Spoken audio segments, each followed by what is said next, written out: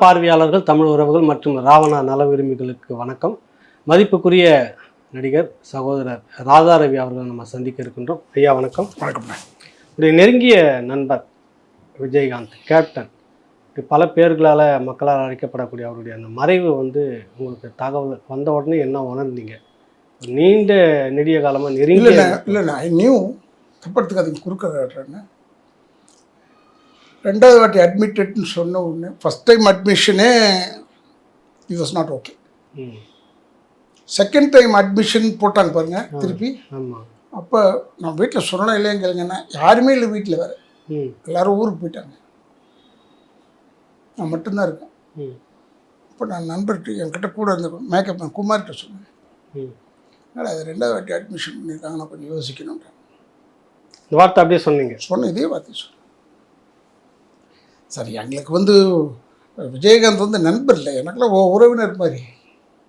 கொஞ்சம் எனக்கு கன்வென்ஸ் பண்ணவங்க அவர் எப்போ ஏந்திரிப்பாருன்னு கேட்டுட்டாங்க. நான் என்னுடைய நீ பெயின் ஆப்ரேஷன்னால படுத்திருக்கேன், அதுக்கு தேவையான இத்தியாதிகள்லாம் போட்டு தான் படுத்திருக்கேன். அதனால் ஏந்திரிக்கிறது எப்படி 9 ஆகிடும் காலையில். இந்தியெல்லாம் எவ்வளோ சீக்கிரம் ஏந்திச்சோன்னா திருஷ்டி வச்ச மாதிரி. இப்போல்லாம் 9 மணி தான். 8 மணிக்கு உசுப்புனாங்கன்னா 9 மணிக்கு எழுந்திரிப்பேன். எடுத்த உடனே எனக்கு ஃபஸ்ட் நியூஸ், ஏன்னா 6:45 வீட்டுக்கு இன்ஃபர்மேஷன் வந்துருச்சு காலையில். சரி, குளிச்சுட்டு கடவுள்கிட்ட போய் எங்கள் அப்பா அம்மாட்ட போய் அழுது கும்பிட முடியும், அவ்வளோதான். அப்புறமா அப்படியே யோசிச்சுக்கிட்டே இருந்தேன். அப்புறமா நாங்கள் என்னென்ன மாதிரி இருந்தோன்னு ஆசைப்பட்டேன். பட் அவர் எப்போ இந்த கல்யாணம் ஆனதுக்கு பிறகு கூட கட்சி ஆரம்பித்து பண்ணாரோ, அதுலேருந்து எங்ககிட்டேருந்து பிரிச்சுட்டார். எங்கேன்னு சொல்கிறது, நான் வாகை சந்திரசேகர், நீங்கள் 3 பேரும், எஸ்எஸ் இறந்துட்டான், பாண்டியனும் இறந்துட்டான், அவர் தியாகி. இந்த கும்பல்லேருந்து கொஞ்சம் அப்படியே விலகிட்டார். அது நான் தப்பு சொல்ல மாட்டேன், அது நியாயமான விஷயம். அரசியல் இது அது வேறு விஷயம். ஒரே ஒரு மேட்ருக்கு மட்டும் நானே அவர் வீட்டுக்கு போனேன், அதே மரியாதை கொடுத்தாரு. எந்த மேட்ருக்கு போனீங்க நீங்கள்? கை நீட்டு பேசிட்டார் இல்லை, அம்மா பார்த்து. ஆமாம், நாக்கை கடிச்சிக்கிட்டு. அதை எல்லாரும் சொன்னாங்க, அம்மா பார்த்து. நான் உடனே நைட்டான வண்டி அவ்வளோ உரிமை இருக்குது, அதில் நேராக போயிட்டேன். இப்போ வரம்பான்னு சொன்னேன், வாடான்னு சொல்லிட்டோம். உட்காந்தோம், அந்த வெளி ரூமில் ஒன்று உட்காந்துருந்தோம். நான் சொன்னேன், ஏன்னா அந்த அம்மா பார்த்து நான் சத்தியமாக கிடைக்கிறது ரவிமா, நான் அதுக்கு சொல்லலை. நான் ஆக்சுவலாக கை நீட்டது இன்னொரு எம்எல்ஏ பார்த்து. அவன் என்கிட்ட கெஞ்ச நான் எலெக்ஷனில் பேசுங்க சார், அவன் என் குடும்பத்தை இழுத்து பேசிட்டான். அது எனக்கு ஒத்து எதிர்கட்சி தலைவர் நியாயமாக கொடுத்தான். சரி, ஏன்னா அவனும் கோவக்காரன். அதே மாதிரி நடிகர் திலகம் இறந்த உடனே ஜெயலலிதா அம்மா தான் சிஎம், அவங்ககிட்ட போய் பர்மிஷன் கேட்க சொன்னாப்புல. கமலும் எல்லோரும் கேட்க சொன்னாங்க, இப்போ எப்படியாவது கேட்டு அரசாங்க மரியாதை கொடுக்க சொல்லிப்பாரு. சரி, அது அவங்ககிட்ட தான் போய் கேட்கணும். சரி, அவங்க வீட்டுக்கு வெளியே, அது சண்டே, எனக்கு நல்ல ஞாபகம் இருக்குது. நீங்கள் போகிறீங்க? நான் போனேன், இன்டர்காமில் பேசினேன். என்னாச்சுங்கிட்டு, இல்லைம்மா இப்படி அவருக்கு ஒரு அரசாங்க மரியாதை சரின்னு சொல்லிட்டாங்க, வச்சுட்டேன். இப்போ வந்துட்டேன். அப்புறம் எல்லாம் நடிகர் சங்கத்தில் உட்காந்துருந்தோம், விஜயமா எல்லோரும். நாங்கள் அடுத்த நாள் காலையில் கமிஷனர் இருந்தார், மிஸ்டர் ராதா ரவின்னு கூப்பிட்டார். என்னங்கன்னு கேட்டேன், உங்களுக்கு அரசாங்க மரியாதை கொடுக்கறதுக்கு சிஎம் சொல்லிட்டாங்க. சரி, இம்மிடியட் வண்டி எடுத்துகிட்டு நேராக ஓடினேன் சிவாஜி பாபா வீட்டுக்கு. அங்கே கமல்லாம் இருந்தாங்க, அரசாங்க மரியாதை கொடுக்க ஒத்துக்கிட்டாங்க. அப்புறம் பார்த்தா பாடி எடுக்கிறதுக்கு முன்னாடி அம்மா விட்டாங்க. அதுக்கு மேலே நமக்கு அங்கே என்ன வேலை இருக்கு? ஆனால் எதுக்கு சொல்கிறேன்னா, உங்களுக்கு அரசாங்க மரியாதைன்றது நடிப்புக்கு அவர் தான் செய்யும், நடிகத்தில். ஆமாம் ஆமாம் ஆமாம். அதனால் அவருக்கு எதாவது கொடுக்கணுங்க கட்டாயம். இதோ வீட்டில் வச்சுருந்தாங்களே ஒழிய. பட் விஜயமாது கூட நான் எக்ஸ்பெக்ட் பண்ணது என்னென்னா ராஜாஜி எல்லாம். பட் அது அண்டர் ரெனோவேஷன் ஒர்க் நடந்துகிட்ருக்கு, அது எனக்கு சொன்னாங்க. சரி, அதை விட்டோம். பட் எது எப்படி இருந்தாலும் இந்த க்ரௌட் பார்த்துக்கிட்டு இருக்கும்போது இல்லை அன்ரூடி க்ரௌடாக இருக்குது. ம் விஐபிஸ் உள்ளே வர்றது வந்து குதிரை கொம்பாயிடுச்சு. ம் அனானப்பட்ட சிஎம்முடைய பையனே உள்ளே போகிறதுக்கு 2 ஹவர் ஆச்சு. அப்போ நம்மளாம் மாத்திரம் முடியாது. உங்கள் தொடக்க காலம் அந்த ரோகிணி இதில் தங்கிட்டு இருந்தீங்களே எல்லாருமே, நீங்கள் வாகை சந்தை? இல்லை, நான் அப்போ எப்படி அந்த ரோகிணி அவர் வந்து முதல்ல ரூமில் இருந்தாருண்ணே, ஹோட்டலுங்க பக்கத்தில் அந்த ஒரு வீடு போட்ட வீடு, நல்ல வீடு. அந்த வீடுக்கு அப்புறமா தான் ஷிஃப்ட் ஆனார். முதல்ல அந்த ரூமில் தான் இருந்தார். மாடியில் உட்காந்து மொட்டை மாடி கொஞ்சம் தூரம், ரூம்ஸ் வந்து அப்படியே மொட்டை மாடி ரோகிணியில். அப்போ எல்லோரும் ஊர்வலம் போனோம்ல இலங்கை தமிழர்களுக்காக. ஆமாம் ஆமாம். அப்போ கொஞ்சம் அவமானப்படுத்தப்பட்டோம். அந்த டீட்டெயில் கேட்காதீங்க. அவமானப்படுத்தப்பட்டோம், அது எங்களுக்கு தெரிஞ்சு போச்சு. நீங்கள் நான் விஜயகாந்த் பாண்டியங்கெல்லாம் ஒரு குரூப் வச்சுருப்பேன். நாங்களாம் ஒரு தாழ்த்தப்பட்டோமே, எங்களுக்கு ரொம்ப அசிங்கம் பண்ணாங்க. யார் அசிங்கம் பண்ணாங்கன்னு மட்டும் கேட்காதீங்க. இல்லை கேட்கல. அப்போ உடனே நேராக நம்ம ரோகிணி போயிடலாம். ஆட்டோவில் வந்தோம் நாங்கள்லாம், 2 ஆட்டோ பேசிக்கிட்டு வந்துட்டோம். ரோகிணியில் மாடியில் அந்த மொட்டை மாடியில் உட்காந்து பேசணும். வேண்டாம், நம்மளே தனியாக செஞ்சேன், நல்ல விஷயம். உண்ணாவிரதம் அப்படியே அனௌன்ஸ் பண்ணோம், உண்ணாவிரதம்னு. விஜயமா தலைமை. அப்போ துரை சார் தான் கமிஷனர், சிட்டி போலீஸ் கமிஷனர் துரை. அவர் போலீஸ் இல்லை, அவங்க டாக்டிஸ் அப்படி தானே சொல்கிறதே. இந்த குரூப்பில் எவன் நிற்பான் சார்? ஒன்று சார், ஏதாவது தப்பு கிப்பு நடந்ததுன்னா யார் தலைமை தாங்குறாங்களோ அவங்கள தூக்கி உள்ளே வச்சுருவோன்னு சொல்கிறாரு, பயமுறுத்துறாரு வார்த்தையில். அவன் என்ன சொன்ன, பரவாயில்ல சார், யாரையாவது உள்ளே வைங்க அப்படின்னு. விஜயகாந்த் என்ன செஞ்சேன்னா, போடுற என் பேரை போடுறா தலைமைன்னு, அப்புறம் பார்த்துக்கணும் உள்ள தூக்கி வைக்கிறதுனா என்ன வைக்கட்டுன்ற மாதிரி சரின்னு கையெழுத்து போட்டது எல்லோரும் போட்டோம். போட்டு போய் பர்மிஷன் கேட்டோம், கொடுத்தாரு. எல்லோரும் உண்ணாவிரதம் இருந்தோம். அது பெரிய அளவில் ஆர்கனைஸ் ஆச்சுல அந்த உண்ணாவிரதம். அந்த ஃபோட்டோ இருக்கு அவங்ககிட்ட? இருக்குன்னு நினைக்கிறேன். எஸ், செல்லு ஆர்கனைஸ் வெரி வெல். ஸோ அப்போ அந்த உண்ணாவிரத போராட்டத்துக்கு பிறகான அனுபவம் அந்த இதெல்லாம் எப்படி இருந்தது? அதை பற்றி என்ன சார், எல்லாருமே வர சேர ஆரம்பிச்சிட்டாங்க எங்களோட. இப்போ இதில் ரகுவரன் பின்னாடி உட்காந்துருப்பார். அதுக்கப்புறமா எல்லா நடிகர்லையுமே சொன்னோன்னே கூப்பிட்டோம்னா அஜித் சார்லேருந்து விஜயமாலேருந்து எல்லோரும் வர ஆரம்பிச்சிட்டாங்க. நடிகர் சங்கத்தில் வைக்கும்போது எல்லோரும் கருப்பு சட்டை அப்படின்னு ஒன்று சொன்னோம், எல்லோரும் கருப்பு சட்டை. 2 கூட்டம் நடத்திருக்கோம் இலங்கை தமிழர்களுக்காக நடிகர் சங்கத்திலே. ஆமாம், நீங்கள் நடத்துனது ஒன்று. அப்போ தான் பின்னாடி போகிறதுக்கு வழி இல்லை, என்னடா செய்யலான்னு கேட்டான். ஈரான் சவுத்து இடிச்சுட்டேன், சவுத்து இடித்து வழியாக்கி, சின்ன வழியாக்கி அங்கே போலீஸ் போட்டு ரெடி பண்ணிட்டோம். விஐபிஸ் வந்து அங்கே அந்த வழியாக உள்ளே வந்தோம்.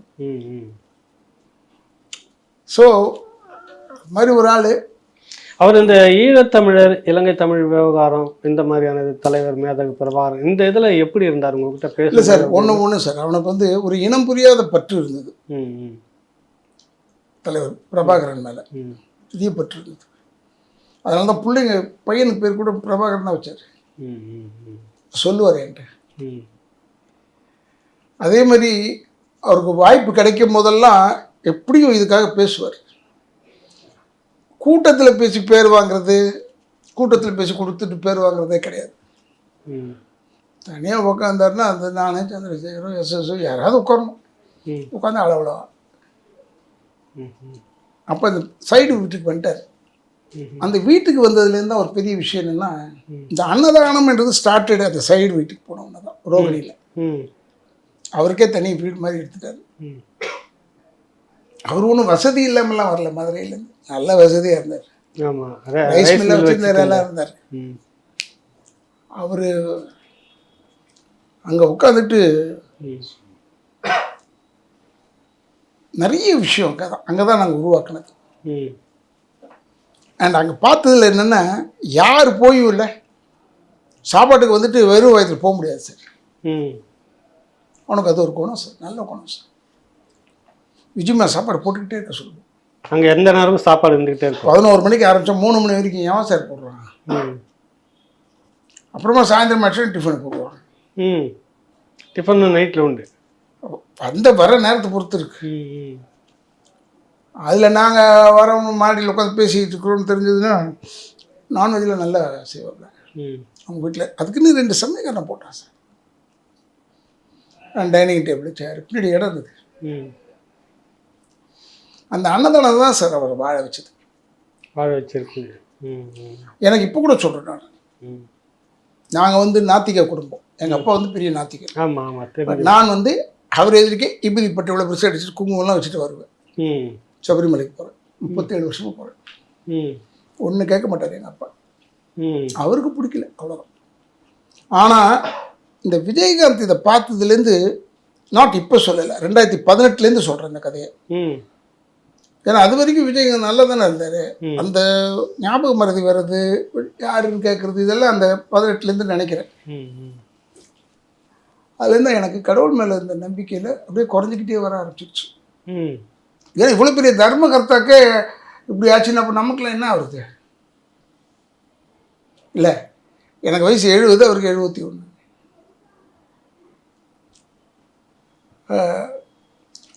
உண்மையிலேயே சொல்கிறேன், அவங்க ஒய்ஃபை நான் ரொம்ப பாராட்டுறேன். ஏன்னா அந்த மேனேஜ்மெண்ட் வித் திஸ் மேன், அதுவும் அவருடைய கோபத்தாபங்கள்லாம் இருக்குது அதில்.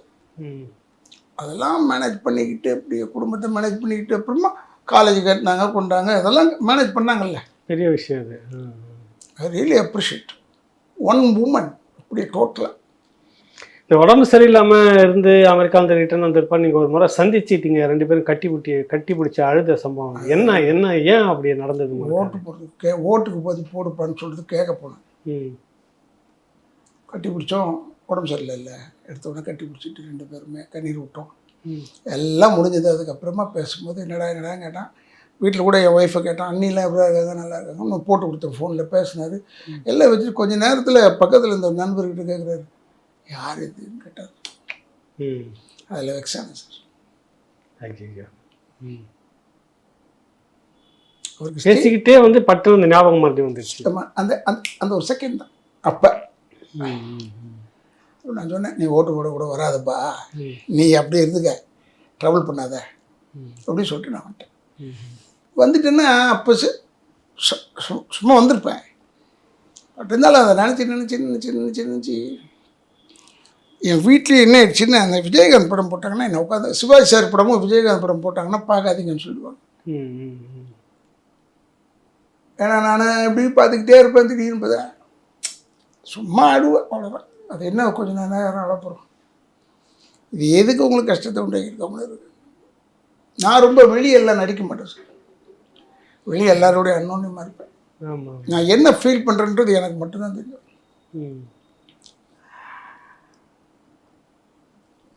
அதாவது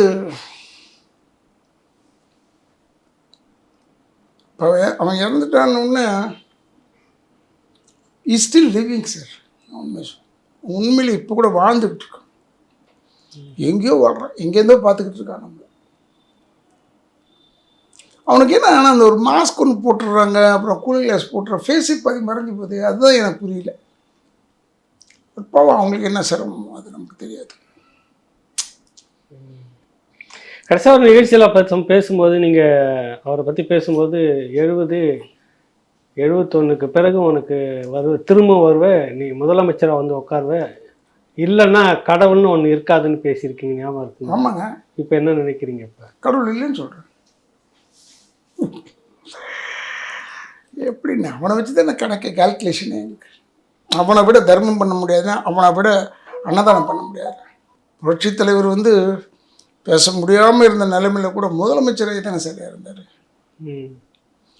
அதை வச்சு தான் கால்குலேட் பண்ணி சொன்னேன். எம்ஜிஆர் எப்படி வந்துட்டு மீண்டும் வந்து முதலமைச்சர் சீட்டில் உட்காந்தாரோ அந்த மாதிரி நீ வந்து உட்காருவ அப்படின்னு பேசியிருந்தீங்க. சொன்னேன். அது வந்து இப்போ போயிருக்குதுன்றப்ப பொய்யாயிடுச்சு சார். பட் இன்னொன்று, மக்களின் மனதில் அவன் முதல்வர் தான். அதில் ஒன்றுமே சேஞ்சே கிடையாது. இப்போ நீங்கள் வாகை சந்திரசேகர், அவர் விஜயகாந்த் 3 பேரும் அவ்வளோ நெருங்கின நண்பர். நாங்கள் நிறைய நிகழ்ச்சிகளில் உங்களை பார்த்துருக்குறோம். நடிகர் சங்க விடயங்கள்லாம் முன்னெடுக்கிறப்போ அப்படி ஒன்றா இருந்து தீயாக வேலை செய்துட்டு இருப்பீங்க. அரசியல்னு தொடங்குறப்ப அது உங்ககிட்ட டிஸ்கஸ் பண்ணாருன்னு அந்த மாதிரி தொடங்க போகிறோம்? இல்லை சார், இல்லை. ஒன் திங், அவங்ககிட்ட ஒரு கட்ஸ் ஒன்று இருக்குது சார்.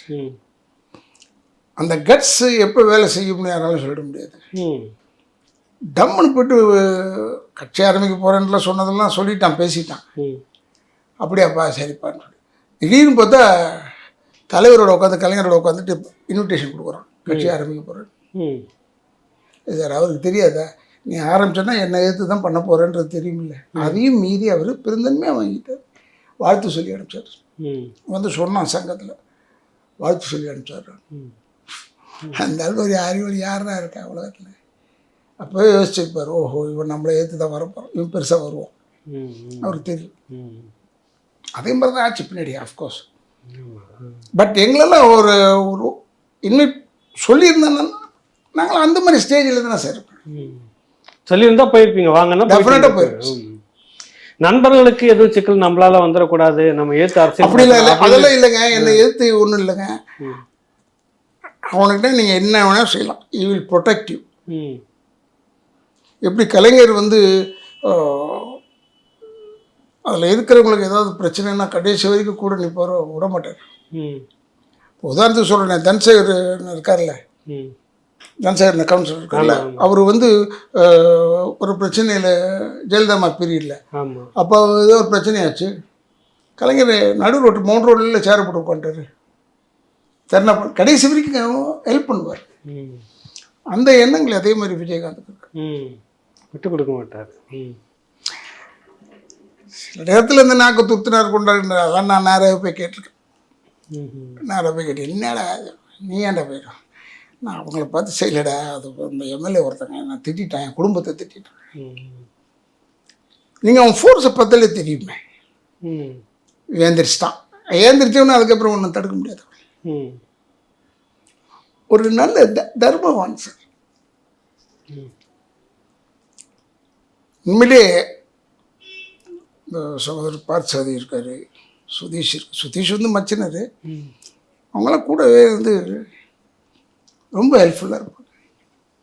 அவங்க மேலே 1000 குற்றங்கள் சொல்லலாம், 1000 குற்றங்கள் சொல்லி தான் தீருவாங்க. ஏன்னா எனக்கு பிரியம் விஜயகாந்த் மேலே. அப்போ அவர் ரொம்ப நெருக்கமாக தான் என்ன குற்றம் சொல்லுவேன், நம்மளை நெருங்க விட மாட்டாங்க. அப்படி எதுக்கு ஃபார் ப்ரொடெக்ஷன் ஆஃப் விஜயகாந்த் தான் பண்ணுறாங்க. ஒரே நேரத்தில் செல்வி ஜெயலலிதா அவர்களையும் கலைஞர்களையும் கடுமையாக விமர்சனம் பண்ணப்ப நீங்கள் என்ன நினைச்சிங்க? ஒரே நேரத்தில் இது யாரும் எதிர 2 பெரும் ஜாம்பவன்கள் இருக்கும்போது அரசியலுக்குள்ளே நுழைஞ்சு குதிச்சுட்டார், இறங்கிட்டார். சார் அவங்க வந்து பயப்பட மாட்டாங்க. இதுக்கெல்லாம் பயப்படுறாள் இல்லை, அது அவங்களுக்கே தெரியும். ரொம்பன்னு விட்டாங்க. அரசியலில் எது வேணால் நடக்குமே சார். உண்மைதான். அரசியலில் இதுதான் வழி, இப்படித்தான் இருக்கணுன்றது இல்லையே. இப்போ நான் வந்து இப்போ இருக்கிறேன், இப்போ நம்ம எதுலேயுமே இல்லாமல் கம்முன்னு இருக்கும், அவ்வளோதான். அதான் அரசியல். நமக்கு அந்த ஒரு 30 சில்லற வருஷம் கத்திக்கிட்டு இருந்தோம் பாருங்க, அதோட சரி. அங்கே உங்களுக்கு முன்னாடி நீங்கள் வந்து முன்னாடி நடிகர் சங்க தலைவராக இருந்தப்ப ஒரு இடத்துல சொல்லியிருந்தீங்க, நான் தலைவர் நான் தான், பட் எனக்கான தூண் வந்து விஜய் தான். இல்லைங்க, அது பக்கபலமாக இருந்தார். அது எப்படின்னாங்க, நான் வேணான்னு சொல்லி ஒரு க்ரௌடு ஒரு 10-20 பேர் சேர்ந்தாங்க, மெயின் ஆர்டிஸ்ட் சேர்ந்தாங்க. அவங்களுக்கு என்னென்னே தெரியாது, சங்கத்தையே பார்த்ததில்லை அவங்கள. நான் உடனே எடுத்து சொல்ல ஆரம்பித்தேன். அப்போ வந்து வெளிநாட்டிலேருந்து வந்திருந்தான் விஜய்பா, வெளிநாட்டிலேருந்து வந்தது. வந்தவுடனே எல்லோரும் சேர்ந்துக்கிட்டாங்க. இந்த நடிகர்லாம் போய் ஏர்போர்ட்டில் போய் கூப்பிட்டு போகிறாங்க. நான் அலைஞ்சையில் நேராக அவனோட ரூமுக்கு போய் உட்காந்தேன். அப்போ அவங்க ஆஃபீஸ் வந்து 100 ஃபீட் ரோட்டில் இப்ராஹிம் ராவுத்தர் ஆஃபீஸ் இருக்குது, அங்கே தான். சரி. அங்கே போய் நான் உட்காந்தேன். என்னடா இப்படி பிரச்சனை பாருங்க. அதெல்லாம் நீ ஒன்றும் கவலைப்படாது, நாளைக்கு நான் வரேன்டாங்க. நேரம் வந்துட்டான் வீட்டுக்கு. அவனுடைய ஆதரவு அந்த கூட்டத்துக்கு நடுவில் விஜயகாந்துடைய ஆதரவு ராதாரவிக்கு இருக்குன்னு ஒன்று கொஞ்சம் பேர் அப்படியே ஆடிப்பிட்டாங்க. அது மாதிரி ஆளுங்க. ஒரே ஒரு மனுஷன், one man show. It's nice hearted, எல்லாரையும் மதிக்கக்கூடியவர். இந்த டேன்னு கூப்பிட்றதுனால உரிமை போயிடாதுங்க நமக்கு. நம்மக்கிட்ட ஒரு அன்பாக இருப்பார்னு அர்த்தம். படப்பிடிப்பு தளத்தில் நீங்கள் அப்படி தானே அழைச்சிக்குவீங்க, அப்படி தானே பேசிக்கிட்டு இருந்தீங்க? பேச நானே சந்திரசேகர் அவங்ககிட்ட இந்த தப்பாக எதாவது பேசினா அப்போவே கண்டிச்சிருவோம். ஆனால் நாங்கள் எல்லாருமே இந்த மேக்கப் ரூமில் பேசுகிறது தான். வெளியே வந்துட்டோம்னா வளப்படம் ஜாலியாக சார் சகஜமாக என்ன விஷயம் பேசணும்னு வெளியே தெரியாது. பட் ஆல் ஆர்கனைசேஷன் எல்லா ஆர்கனைஸ் பண்ணுறது வந்து என்கிட்ட விட்டுருவான். ஏய் அவனை கூப்பிட்றா, என்ன நாயுடுன்னு கிண்டல் பண்ணுவேன், அவனை நானும் கிண்டல் பண்ணுவேன், சொல்ல வரேன். என்னடா இப்படி ஏதாவது செய்யலாம் அப்படின்னா இப்படி செஞ்சுக்கலாம். அது மாதிரி தான் இலங்கை தமிழர்கள் உண்ணாவிரதத்துலேருந்து போராட்டத்துலேருந்து எல்லாத்திலையுமே நம்ம காவிரிக்கான பிரச்சனை வந்தப்ப தண்ணி இதுக்காக ஆமாங்க. ஒன்றுங்க அவன் வந்து எப்படின்னா ஒரு தகராறு நடக்குதுன்னு சொல்லிட்டா பின்வாங்கவே மாட்டாங்க. ஒரு ஒரு முறை வந்து பைப் எடுத்துக்கிட்டு ஓடிவிட்டான், மாண்டே போடா அவனை, யார் அவன் இங்கே வந்து கலடா பண்ணுறது. அது பெங்களூர் படப்பிடிப்பு ஒரு டைம் நடந்துட்டு இருக்கும்போது திடீர்னு இந்த காவிரி பிரச்சனை இந்த இஷ்யூக்கு பிறகுதான் தமிழ் படம்லாம் இங்கே ஷூட் பண்ணக்கூடாதுன்னு வாட்டாள் நாகராஜ் அந்த இடத்துக்கு வந்து எதிர்ப்பு தெரிவிச்சப்ப இப்படி சம்பவம் நடந்ததுன்னு சொன்னாங்க. இல்லைங்க, விஜயகாந்த் எப்படின்னாங்க, வாட்டாள் நாகராஜா யாராக இருந்தால் நமக்கு என்ன, அவன் ஒரு 10 பேரை வச்சுட்டு கத்திக்கிட்டு இருக்கான். தமிழ் படம் இல்லைன்னா நடராஜ் தேட்டர் எப்படி ஓடுறது, பல்லவி தேட்டர் எப்படி ஓடுறது? சரி தமிழ் படம் வேணாம், நீ வந்து அவனுக்கு தைரியம் என்னென்னா இந்த கன்னட படங்கள் எதுவுமே இங்கே ரிலீஸ் ஆகிறது இல்லை, குறைச்சல் தானே, 1 2 வந்தவன். நம்ம அது அப்படி இல்லையா, கொத்தா இல்லை போகுது அங்கே. அதுக்காக அவங்க காவிரி தண்ணிக்கும் பட ரிலீஸுக்கு என்ன சம்பந்தம்? இதனால உடனே அவன் யார் அவனை கூப்பிடுவான், எங்கள் பாஷையில் பேசிட்டு இத்தனைக்கு சங்கீதான்னு ஒரு சாதாரணமான ஹோட்டலில் தங்கியிருந்தோம், விளையாட மாட்டோம், பயப்படல. பாகை சந்திரசேகர் எல்லாரும் அந்த படத்தில் வேற இருக்கும், தீர்ப்பு என் கையில், விளையாட மாட்டோம். யாராவது ஒருத்தருக்கு சொன்னோம்னா தானே சொன்னங்க. 3 பேரும் ஒரே மாதிரி தான் இறங்கி. விஜிமா வந்து நான் தான் சொன்னேன் உங்களுக்கு முதல்ல சொன்னேன்ல, எங்கேருந்தே நம்மளை பார்த்துக்கிட்டு இருக்காங்க. அதனால் அவ்வளோ சீக்கிரம் எங்கேயாவது போக முடியாது. ஆனால் நமக்கு வந்து கடவுள் நம்பிக்கை எப்படி யார் சொன்னாலும் இப்போ இவங்களுடைய மரணம் வந்து நம்மளை குறைச்சிருச்சு. நான் நினச்சேன் அவன் சர்வைவ் ஆகிடுவான்னு நினச்சிட்டு இருந்தேன். இப்போ நம்பிக்கை தான் நீங்கள் பேசியிருந்தீங்க, ஒரு நம்பிக்கையோட பேசுகிறேன் 100% நம்பி. ஏன்னா ஃபைட் பண்ணுவான் சார், ஃபைட்டிங் ஸ்பிரிட் உள்ளவன் சார், அதனால சப்போர்ட் பண்ணுற ஃபேமிலி வேறு. So you have the spirit sir. சும்மா எல்லாரும் போடுறாங்க, அந்த அம்மா வந்து இப்படி பண்ணுறாங்க, அந்த மாதிரி இப்படி, அது சும்மா இந்த யூடியூப் விற்கிறதுக்காக ஏதோ சொல்லிட்டு இருக்காங்க. I don't go through this YouTube at all. ஏன்னா அவனை பற்றி வந்து எந்த இடத்துலையுமே ஒரு தவறான ஒரு விஷயத்த சொல்லவே முடியாது. இல்லை அதுதான் இப்போ பொதுவாகவே ஒரு சராசரி யாராக இருந்தாலும் ஏதாவது ஒரு குறைகள் இருக்கும், இவரால் நான் கெட்டேன் அப்படின்ற மாதிரி குறைகள் இது பாருங்க. ஆனால் விஜயகாந்த் மேலே அந்த பேர் வரலையே இது வரைக்கும். வந்து குறைகள் இருக்கலாங்க. அவர் படத்தில் நடிக்கும் போது ராதாரவி நடிக்கக்கூடாது, இவர் நடிக்கக்கூடாது சொல்லியிருக்காரு, சொல்லுங்க. நோ, நீ நல்லா வந்தனா வா, அது மாதிரிலாம் அப்படி கிடையாது சார். உழவன் மகனில் அவங்க அப்பா இருந்தவொடனே அந்த பழியை வந்து இப்போ விஜயகாந்த் மேலே போட்டுருவாங்க. அப்போ அதை ஷூட் பண்ணிகிட்ருக்கோம். அப்போ அழுது எல்லார்ட்டையும் சொல்லுவோம், நான் போய் இப்படி செய்வேன், நான் குழந்த மாதிரி அழுவான். அவன் கூப்பிட்டு சார் ஏதாவது இப்படி இருக்குடா, என்னடா செய்யலாம், இப்படி செஞ்சால் நல்லாயிருக்கும், இப்படி செஞ்சால் 2 பேரும் டிஸ்கஸ் பண்ணோம். யாருக்கும் தெரியாது என்ன பண்ணணும், இப்போ சொல்கிற ஓப்பனாக. ஸோ அவர் அப்படியே நடிச்சு காமிச்சார், சூப்பராக பண்ணான். இப்போ கூட இருக்குது அந்த சீன் பாருங்க. என்னை வந்து உழவன் மகனுக்கு அவருடைய சொந்த படம் ஃபஸ்ட் டைம் பண்ணுறாரு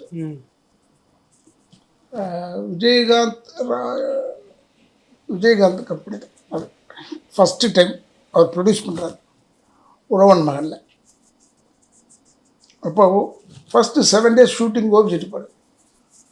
அதுக்கு பணத்தை தூக்கி எங்களை கொடுத்துட்டாரு, 5 லட்ச ரூபாய் ஏதோ கொடுத்தாரு, நீ பார்த்துக்கிட்ட நான் வந்துடுறேன். அங்கே பார்த்தா வேற ஒரு சிக்கல் வந்தது. நான் சொன்னேன் இது கட்டுப்படி ஆகாது, நம்ம கட்டுப்படி ஆகாதுன்னு ஃபோனை போட்டேன்.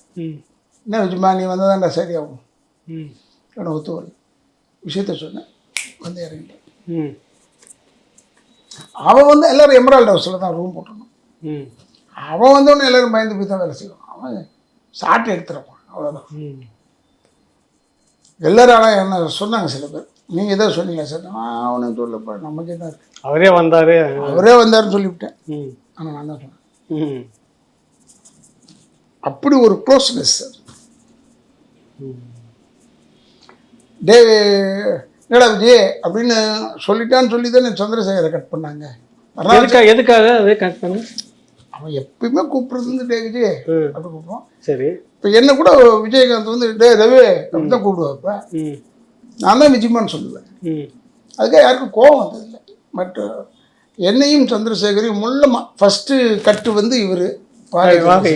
சரி. செகண்ட் கட்டு வந்து நான். எதுக்காக பண்ணாங்க அந்த மாதிரி இப்படி கூப்பிடுறது? அந்த எதிரிக்கு அவங்க கூப்பிடுறாரு அப்படி நாங்கள் ஃப்ரெண்ட்லியாக கூப்பிடுறோம். வாடா படம்னு பேசுறது வந்து அது அவங்களுக்கு பிடிக்கல சில பேருக்கு. யார் யாரெல்லாம் நான் சொல்ல மாட்டேன். வயிற்றுச்சல் கதை கேட்குது.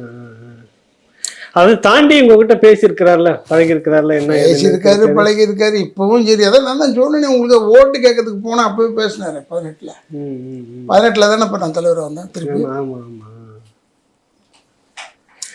ஒரு நல்ல ஒரு இதயம் சார். திரைப்படத்துறையில் வந்து பார்த்தீங்கன்னா அவரால் நிறைய பேர் மேலே கொண்டு வந்தார், நிறைய பேரை முன்னுக்கு கொண்டு வந்தார். நிறைய அசிஸ்டன்ட் டைரக்டர் ஆக்கினது அவர் தான். அதை ஒத்துக்கணும். நிறைய பேர் வாழ்ந்துக்கிட்டு இருக்காங்கன்னா அவங்க ரோகிணியில் போய் சாப்பிட்டு தான் வாழ்ந்துருப்பாங்க ஒரு காலகட்டம் வரைக்கும். அதுக்கப்புறம் ஆஃப்கோர்ஸ் எல்லாமே சேஞ்ச் ஆகிடுச்சு. That is different. நம்ம அங்கே போகிறது இல்லை, ஒன்றும் இல்லை, நமக்கு தெரியாது. பட் இவர் வந்து போயிட்டா அவ்வளோ கணிப்பார். பட் இவர்கிட்ட இருக்கிற பழக்கம் அப்படியே அவங்க ஒய்ஃப்கிட்டே இருந்ததே. இல்லைன்னா ஏதாவது கண்டிஷன் போடுறான்னா என்னன்னு தெரியல, எனக்கு தெரியாது. என்ன செய்யலாம். ஒரு நல்லவரை இழந்துட்டோம் சார். சினிமா உலகத்தில் புரட்சித் தலைவருக்கு பிறகு ரொம்ப ஈகை குணம் கொண்டவர். இப்போ உங்களுடைய இந்த சினிமா அனுபவத்தில் மொத்தமாக உங்கள் சர்வீஸில் பார்த்து தெரியும் நிறைய நடிகர்கள் ரொம்ப உச்சத்துக்கு வந்திருக்கிறாங்க. எல்லாருமே அது இருக்கட்டும். ஆனால் இப்படி எல்லாரையும் அரவணைச்சு நிறைய பேரை உருவாக்குறது, நிறைய புது பட வாய்ப்பு கொடுத்து, அது வந்து இன் பிளட்டுங்க. அது என்னன்னே தெரிலங்க அவனுக்கு. அவன் மதுரையிலேருந்து வந்த தம்பி அது நடிக்கிறதுக்கு. அவனுக்கு அப்படி ஒரு எண்ணங்கள் எப்படி வந்திருக்கோன்றது ஆச்சரியங்க. நீங்கள் சொல்கிறது வந்து 100க்கு 100 கரெக்டான விஷயம். இந்த அசிஸ்டன்ட் டைரக்டர்ஸை வளர்க்கணும்னு எப்படி எண்ணம் வந்தது? இல்லை அதான் கேட்குறேன். இல்லை எனக்கு நம்பி படம் கொடுக்கறதுக்கு தயங்குவாங்க சார். கொடுக்கறதுக்கு பயப்படுவாங்க சார் எல்லாரும். அவன் நடிப்பான் ஹீரோவை. ஏன் இவ்வளோ தூரம்? I will tell you openly. SAC sir வந்து எஸ்ஏ சந்திரசேகர் சார் வந்து என்னை வந்து கேட்டது நாளைய தீர்ப்புன்னு ஒரு படம். அதில் அவர் பையன் விஜயமா வந்து ஹீரோவை சார் நீங்கள் தான் ஃபாதர் செய்வீங்க. அர்ஷத் மேத்தா கேரக்டர். உடனே அதுக்காக சம்பளத்தை அப்படியே இங்கே வந்து என்னை கீழ் வீட்டில் வந்து புக் பண்ணார் என்ன எஸ்ஏசின்னு. சரி. உடனே நான் அவர் சொன்னது ரொம்ப, அதாவது ஒரு உதாரணத்தை சொல்கிறேன். ஒரு 5 லட்ச ரூபா வாங்கினோம்னா ஒரு 25,000 ரூபாய்க்கு போய் ஒர்க் பண்ணுறது குறைச்சல் தானே. ஆமாம். ஒத்துக்கிட்டு செஞ்சோம். ஏன்னா அந்த ஃபேமிலியிலேருந்து வரணும் யாராவது. அப்புறம் அது சரியாக போகல நாளையத்திற்கு. அதனால் டக்குன்னு என்ன சொன்ன விஜயகாந்த் ஹெல்ப் பண்ணார். இதை வந்து மாற்றி சொல்கிறாங்க எல்லாரும். நான் படிச்சிருக்கேன் இந்த விஷயத்தை, ஆனால் எனக்கு தெரியும் இந்த விஷயம். என்ன மாற்றி சொன்னாங்க? என்ன மாற்றி சொல்கிறாருன்னா அவர் விஜயகாந்தே வந்து ஏதோ நடித்து கொடுத்த மாதிரியும் அவரே வந்து சம்பளத்துக்கு நடித்த அதெல்லாம் கிடையாது. அவரே கேட்டார். எஸ்ஏசி மேல் ரொம்ப மரியாதை சார். கூப்பிட்டு என்னென்ன இந்த படத்தில் செய்யலாம். 2 படமும் 3 படமும் செஞ்சு கொடுத்தாரு எஸ்ஏசி அவர். ஆமாம், விஜய் தான் ஹீரோ, இவரும் ஒரு சூப்பர் ஸ்டார். அப்போ சட்டம் ஒரு இருட்டறை நாளை தீர்ப்பு நடிச்சு கொடுத்தாரு சார். நடிச்சு கொடுத்தாரு. அது என்ன கண்டிஷன்ஸில் நடிச்சு கொடுத்தாரு கொண்டாருன்னு எனக்கு தெரியல. பட் அவர் செஞ்சதுனால அந்த படங்கள்லாம் தூக்குச்சு. அதுலேருந்து பார்த்தீங்கன்னா அப்புறமா விஜயமாவுக்கு நோ லுக்கிங் பேக். அதில் அவர் பெரிய ஹீரோ. இன்னைக்கு கூட சரி, இன்னைக்கு வரைக்கும் விஜயமாவுக்கு வந்து ரொம்ப ரெஸ்பெக்ட் டுவர்ட்ஸ் விஜயகாந்த். நாங்கள் மேடையில் பார்த்துருக்கோம். ஸ்டார் நைட் ப்ரோக்ராம் போகும்போதெல்லாம் விஜயகாந்த் நான் கொஞ்சம் அபிஷேக் ஆகிடுவார். யாரு? விஜயமாவே. எஸ்ஏசி சந்திரசேகர் வந்து அவங்க மகன் விஜய் வந்து நடிக்க தொடங்குற அந்த காலகட்டத்தில் தொடர்ச்சியாக ஒரு தொய்வு இருக்குது.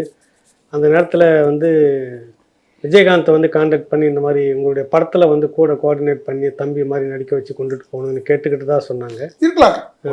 எனக்கு ஆஃப்கோர்ஸ் அதெல்லாம் தெரியாது. பட் எனக்கு தெரிஞ்சது என்னன்னா அவர் நடித்து கொடுத்தாரு, அது தெரியும் எனக்கு. ஏன்னா அது வந்து அவருடைய பையன் விஜய் வந்து பெரிய ஆள் ஆகணுன்றதுக்காக. ஏன்னா நாளைய தீர்ப்பு தான் சார் அவர் ஃபஸ்ட்டு படம், ஃபுல் ஃப்ளெஜ் ஹீரோ நாளைய தீர்ப்பு தான். அது யாரும் இப்போ சொல்கிறது இல்லை, ஏன்னா சரியாக ஓடலன்னு. அது யாரும் சொல்கிறது இல்லை, ரொம்ப சொல்கிறோம். அவர் நடிகர் சங்க தலைவராக இருந்தபோது பெரிய சேலஞ்ச் இருந்தது அந்த நேரத்தில் வந்து பார்த்தீங்கன்னாக்கா, அது எப்படி நீங்கள் கூடவே இருந்தீங்க, அது எப்படி சாதிச்சிங்க அதை? இல்லை, நான் பிஸ்மி பேசியிருக்காப்புல, நான் எங்கேயோ பார்த்தேன், ஃபேக்டை சொல்லியிருக்காரு. விஜயகாந்த் வந்து எல்லாம் தலைவராக இல்லை, வர்றதுக்கு இன்ட்ரெஸ்டே கிடையாது. அப்போ எனக்கு ஒரு பெரிய எதிர்ப்பு வந்தது. நான் சொன்னேன் விஜயகாந்த் வந்து சப்போர்ட் பண்ணி பேசினார் கொண்டார். ஆமாம். அப்போ இல்லை விஜயமா நம்ம ஒன்று செய்யலான்டா. நான் அந்த டெக்னிக்கல்லாம் ரொம்ப கிரிமினல் தாட் ப்ராசஸில் நான் இருப்பேன். இல்லை விஜயமா நீ தலைவராவா சொல்லிட்டு சரத்குமார் என்னை எடுத்து நிற்கிறாரு. சரத்குமார் கூட அந்த செக்ரட்டரியை போட்டேன். ஐ ஸ்டுட் இன் கமிட்டி மெம்பர். ஏன்னா அவன் கேட்டான், டே நீ எங்கேயும் விட மாட்டேன், நான் இருப்பேன். கமிட்டி மெம்பராக இருந்தேன் 6 வருஷம். அதுக்கப்புறம் சரத் சார் அவன் வந்து கட்சி ஆரம்பிச்சோன்னா நான் விலகிறேன்டான்னு சொல்லிட்டாரு. அப்போ யாரை கொண்டாடணும்? சரத்குமாரை கொண்டாடணும் தலைவர். சரின்னு நான் சரத் என்ன செஞ்சுட்டாரு, ஹைதராபாத் கூப்பிட்டு போய் என்னோட உட்காந்து பேசினார். நீ இருக்கிறியா சொல்லு, நான் வரேன். சரி ரைட், நான் செக்ரட்டரியாக நிற்கிறேன். அது ஒரு 9 இயர்ஸ் ஓடிச்சேன் எனக்கு. அந்த தொடர்ச்சியா கடன்ல இருந்தது நடிகர் சங்கம். நீங்க டீம், அது உங்க டீம் போனீங்க, டீம் ஒர்க் தான் கடன். எல்லாரும் சொல்லலாம், சும்மா விஜயகாந்த் தலைவராக வந்தார் அந்த பீரியட்ல இந்த கடன் தீர்ந்தது, அதான் ஒத்துக்கிறேன். பட் நோபடி கேன் சே இது இவரால் தீர்க்க முடியல, அவரால் தீர்க்க முடியல, யாராலையும் தீர்க்க முடியல. விஜய் போனதுக்கு அப்புறமா சரத்குமார் தலைவராக வந்த உடனே ஒரு 1.5 கோடி ரூபாய் சேர்த்து தான் கொடுத்தாரு, அவரு கலெக்ட் பண்ணி தான் கொடுத்தாரு. அதனால எல்லாரும் உதவி பண்ணியிருக்காங்க. சில பேர் விஜயகாந்த் இருந்திருந்தா இன்னைக்கு அந்த நடிகர் சங்க கட்டடம் எப்போவே திறப்பு விழா நடந்திருக்குன்னு பேசியிருக்கீங்க. அது உண்மையான விஷயம். ஏன்னா அவன் கண்ணு பூரா அந்த கட்டடத்துக்கு மேலே வந்து எந்த லைன் எடுக்கிறானோ அந்த லைனில் இருப்பான், விட மாட்டான். அவங்க டெஃபினட்டாக குட் ஜாப். நடிகர் சங்கம் அவர் பீரியட்ல இருந்ததுனால எல்லாரும் வந்தாங்க. ரஜினி சார்லேருந்து கமல்லேருந்து எல்லாரும் வந்தாங்க. நீங்கள் இருக்கும்போது பேசப்பட்ட விடயங்கள் இப்போ எதுவுமே அந்த மாதிரி நடக்கலை, எதுவும் பேசப்படலையே இப்போ இருக்கிற நடிகர் சங்கம் வந்து? நான் என்ன சரி, அதுக்கு எனக்கு தெரியுது நடிகர் சங்கம் எந்த திசையில் இருக்குன்னே தெரியல. நான் எங்கே போகிறேன் வரேன், அந்த பக்கமே போகிறது இல்லையா. போனால் தானு சார் ஆஃபீஸ் வரைக்கும் போவேன், அது முன்னாடியே கட் ஆகிடும். நமக்கு தெரியாது. இப்போ என்ன கேட்டிங்கன்னா கேள்வி எனக்கு தெரியாது, அதை பற்றி தெரியாது. இல்லை அதான் இப்போ நீங்கள் அவர் விஜயகாந்த் சார், சரத்குமார், வாக இந்த டீமில் காலங்கள் சார் அதோட க்ளோஸ் டவுன் முடிஞ்சிருச்சு. அதோட இனிமேல் அது ஒழுங்கா கொஞ்சம் கொஞ்சம் இடிச்சு சிமெண்ட் பூசினா யாரோ வந்து பூச போகிறாங்கன்னு தெரியல. போட்டிருந்தாங்க நடிகர் சங்கம் சார்பாக இரங்கல் தெரிவித்தாங்கன்னு சொல்லிட்டு விஜயமாக்கு. எங்கே இருக்க சங்கம், எங்கே இருக்காங்க முதல்ல கேட்டால் இன்னொரு 40 கோடி இது வேணும்னு சொல்லிட்டு இருந்தாங்க. நாங்கள் நமக்கு தெரியாது கொடுப்போம். I am happy. இப்போ டப்பிங் யூனியனில் இருக்கேன், ஐ எம் ஹாப்பி. அது கூட இப்போ அடுத்த ஒரு தடவை டீல்மன் சார் பையன் இருக்கார், அவரை தான் தலைவராக கொண்டாந்து கேட்கல. போதுண்ணே, எனக்கு கூட 29 வருஷம் ஆயிடுச்சு.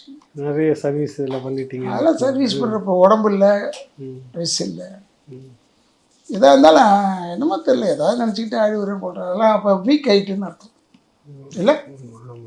இல்லை அப்படி சொல்ல முடியாது, பழைய நினைவெல்லாம் வருது, அதை திரும்ப நினைக்கிறப்ப அந்த எண்ணம் வரும், வந்துடுது, உங்களுக்கு கண்ணு கலங்குது. நீங்கள் உங்கள் டீம் மொத்தமாக இருக்கப்ப எங்களுக்கு டீம் லீடரே வந்து விஜயகாந்த் தான் அப்படின்னு பேசுவீங்க முன்னாடி ஒரு ஒத்துக்கிறேன். நான் வந்து உங்கள் செட்டுக்கு மொத்த லீடர் செட்டுக்கே வந்து ஏன்னா he was a hero, நான் கேரக்டர் ஆர்டிஸ்ட் வில்லன்னு. வாகை சந்திரசேகர் வந்து ஹீரோ டு கேரக்டர் ஆர்டிஸ்ட் ஆயிடுச்சு. பாண்டியன் வந்து ஹீரோ, பட் நம்பர் 1 ஹீரோ இல்லை விஜயகாந்த். எஸ்.எஸ். சந்திரன் காமெடி, தியாகு காமெடி, இப்படி கேரக்டர் இப்படி. அதனால he was our ஹீரோ. நான் ஹீரோ அட்மிரேஷன் தான். நான் வெளியே உட்காந்து பேசினா கத்துவாங்க முடியாது. எங்கே அவன் கூப்பிடுவாங்க, வெளியே உட்காந்து பேசிட்டு இருக்கேன். போனோம்னா ஏன்டா வெளியே உட்காந்து தலைவர் ரூம்டான்னு வாடா சொல்லுவான். அந்த மாதிரி உரிமையின்மை திட்டத்துக்கு ஆள் இல்லை சார். ஆள் இல்லை. அதுதான் இப்போ உங்க கண்ணு கலங்குதுன்னு சொன்னீங்களா, அதுதான் சமகாலத்தில் இருந்துட்டு ரொம்ப உரிமையாக பேசிட்டு அந்த மாதிரி வாடா பாடம்லாம் பேசிட்டு கூப்பிட்டு பேசுகிற மாதிரி ஒருத்தர் இல்லையன்றப்போ ஒரு இது வரும் எல்லாருக்குமே. அது ஒருத்தர் ம் என் வந்தது நான் எப்படி காட்ட முடியும்னு எனக்கு தெரியல. பட் ஏனியோ நமக்கு 70 வயசு ஆயிடுச்சு. தூங்கும்போது அலாம் வைக்கிறோம், ஒரு கான்ஃபிடென்ஸ் தான், எழுந்திரிச்சிருவோன்னு. I don't know. ஏன்னா பல பேருக்கு உதவியாக இருந்த ஆளுங்களே போயிட்டாங்கல்ல. ஏன்ட்டு இருந்தது ஆளுமை மட்டும்தான். ஆனால் பேக்ரவுண்டாக இருந்தாங்கன்னா சக்ஸஸ்ஃபுல்லாக இருக்கும். ஃப்ரண்ட் லைனில் வந்து நிற்கிறதுக்கு விஜயமா மாதிரி ஆகணும். இப்போ அது ஒரு வெற்றிடமாக இருக்குதுன்னு நினைக்கிறப்ப எப்படி ஃபீல் பண்ணுறீங்க? டெஃபினட்டாக சார். அதெல்லாம் இனிமேல் நமக்கு என்ன இருக்க வேண்டியது. அப்படியே சினிமா விட்டு ட்ரிஃப்டிங் டைம்லலாம் இப்படி ஆயிடுச்சு, தொல்லை இல்லை. இதெல்லாம் ட்ரிஃப்டிங் டைம் சார். சும்மா எல்லோரும் மாதிரியும் நானும் பேட்டி இப்போ பேட்டி எடுக்கிறீங்க உன்னை அதெல்லாம் மாற்றி சும்மா அழுதுகிட்டு பேசுறது இதெல்லாம் பார்த்தாச்சு. நம்மளே சினிமா உலகத்தில் தானே இருக்கோம். நம்மகிட்டே போய் நடிச்சுக்கிட்டு இருந்தா அப்படி எப்படி புரியுது. உணர்வுபூர்வமாக இருக்கணுன்றீங்க. அதான் இப்போ வந்து நினைக்கிறப்ப விஜயகாந்தை பற்றி மறக்க முடியாத சம்பவம் உங்கள் தொடக்க காலத்துலேருந்து எதை நினைக்கிறீங்க, நீங்கள் எதை சொல்ல வரீங்க? தீர்ப்பு என் கையில் படம் வந்து பெங்களூரில் நடித்தோம். ஃபஸ்ட்டு டே ஷூட்டிங் போனோன்னா சங்கீதா ஹோட்டலில் தங்கியிருந்தோம்னு சொன்னேன்ல. ஃபஸ்ட்டு டே போடவே நடிச்சுட்டு வந்தவுடனே பார்த்தா அவங்க இது யாருக்கும் சீரியஸ். அப்போ சந்திரசேகர் தான் ரொம்ப நெருக்கம். உடனே அவங்க 2 பேரும் புறப்பட்டாங்க மதுரைக்கு. ஸோ ஷூட்டிங் இல்லை. ஸோ நானும் போகலாங்க, அப்புறமா நம்ம வந்துடலான்னு சொல்லிட்டு போயாச்சு. அதுக்கப்புறம் 1 இயர் கழிச்சு 1.5 இயர்ஸ் கழிச்சு தான் அந்த படம் எடுத்தோம். நான் எதுக்காக சொல்கிற தீர்ப்பு என் கையில் பற்றி, இந்த கேப் ஆஃப் 1.5 இயர்ஸ் இல்லை. நான் எப்பயுமே அப்போல்லாம் வந்து 4:30க்கு எழுந்திரிப்பேன். எழுந்திரிச்சு பல்லாம் விளையாட்டு ரெடி ஆகிட்டு ஐ கோ ஃபார் மை வாக், பீச்சுக்கு போவேன். அப்போ ஐ சா எ மேன் துப் துப் துப் துப் துப் துப் ஓடி வருது பார்த்துட்டு இருந்தேன். யாரு பார்த்தா விஜயகாந்த். விஜய் சார் வணக்கம். அப்போ சார் தான். ரவி சார் என்ன சார் கேட்டேன். என்ன ஓடி இல்லை இப்போ ஃப்ரீயாக தானே இருக்கும், 1 இயர் படம் இல்லை சார். பட் அவன் அந்த டைமில் is running to maintain is body. அந்த எக்ஸசைஸ் பண்ணுறான் பாருங்க. யாரு சார் டெடிக்கேஷன் ஓடிச்சு சார். இப்போ நானே சொல்கிறேன்னே 9 மணிக்கு தான் ஏந்திரிக்கிறாரு. 5 மணிக்கெலாம் ஏந்திரிச்சிக்கிட்டு இருந்தார். ராதாரி வீட்டில் போயிட்டானே தெரியல. ஒரு நல்ல இதயம் சார். எதையோ நீங்கள் ஒரு டைம் கொடுத்து என்னை கூப்பிட்டு இது பேசுங்க, விஜயகாந்தை பற்றி பேசுங்க, நான் மனசு உணர்ந்து பேசுகிறேன். படம் நடிச்சிருக்கோம் சார், நிறைய படம் நடிச்சிருக்கோம். அதெல்லாம் வேறு டிஃப்ரெண்ட். படம் நடந்ததில் நடிக்கும் போது அவருக்கு சொந்த படத்தில் சம்பள பிரச்சனை இதெல்லாம் இருந்திருக்கு. அதெல்லாம் அதை பற்றி நான் பேச வரல. அது வழக்கமாக நடக்கிற ஒரு பக்கம். அது வழக்கமாக நடக்குது.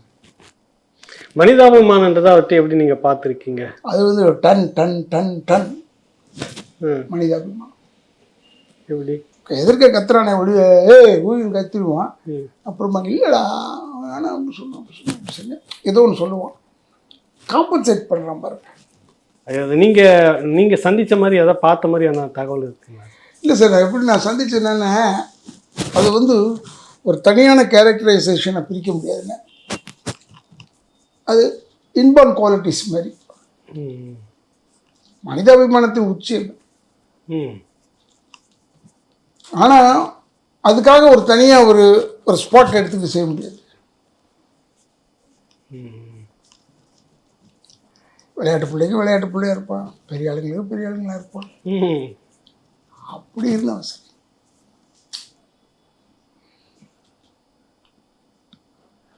தேங்க்யூ. நன்றி.